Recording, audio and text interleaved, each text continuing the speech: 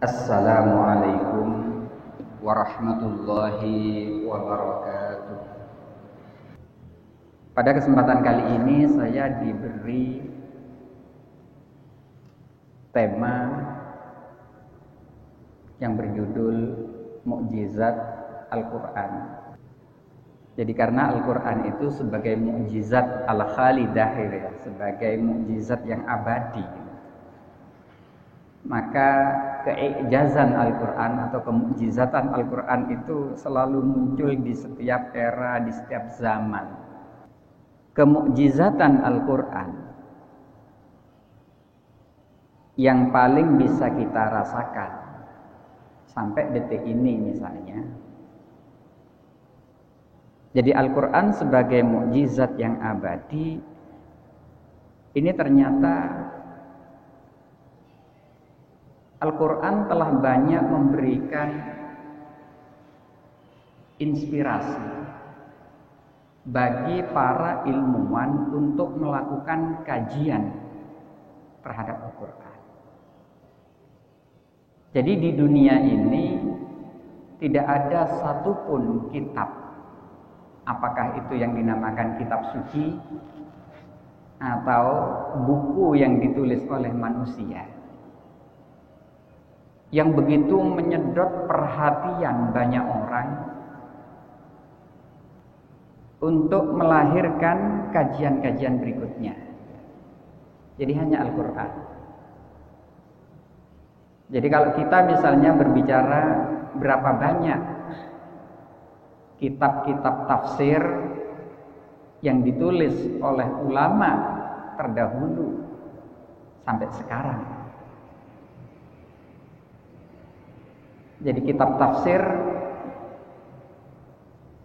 yang paling tua, naskahnya yang sampai kepada kita itu yang kemudian diberi judul dengan kitab Tafsirul Quran Tanwirul Miqbas fi Tafsir Ibni Abbas. Jadi orang yang menafsirkan Al-Quran itu adalah yang pertama kali, yaitu Ibnu Abbas. Jadi Ibnu Abbas itu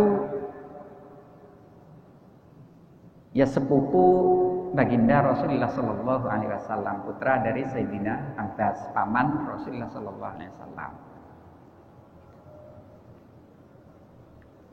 Jadi sejak zaman sahabat sampai sekarang ini mungkin kalau kita hitung sudah berjuta-juta tafsir gitu.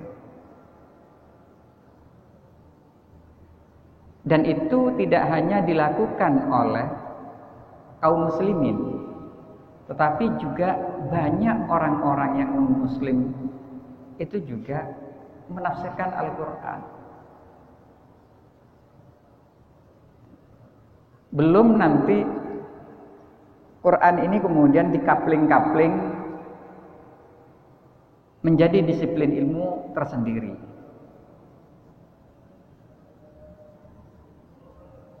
Terutama yaitu ada yang menulis keindahan-keindahan bahasa yang ada di dalam Al-Quran, sehingga kemudian karyanya itu disebut dengan Al-I'jaz Al-Lughawi fil Quran, kemukjizatan bahasa di dalam Al-Quran.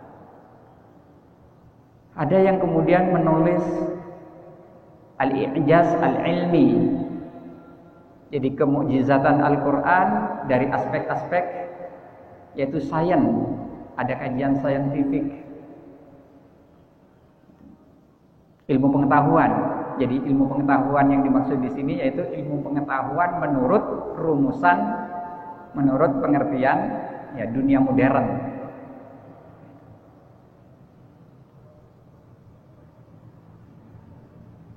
Ada juga yaitu Al-I'jaz Al-Kauni. Jadi kemukjizatan Al-Quran yang berhubungan dengan alam semesta, mulai dari penciptaannya sampai kemudian ya, bermacam-macam apa yang diciptakan oleh Allah Subhanahu wa taala,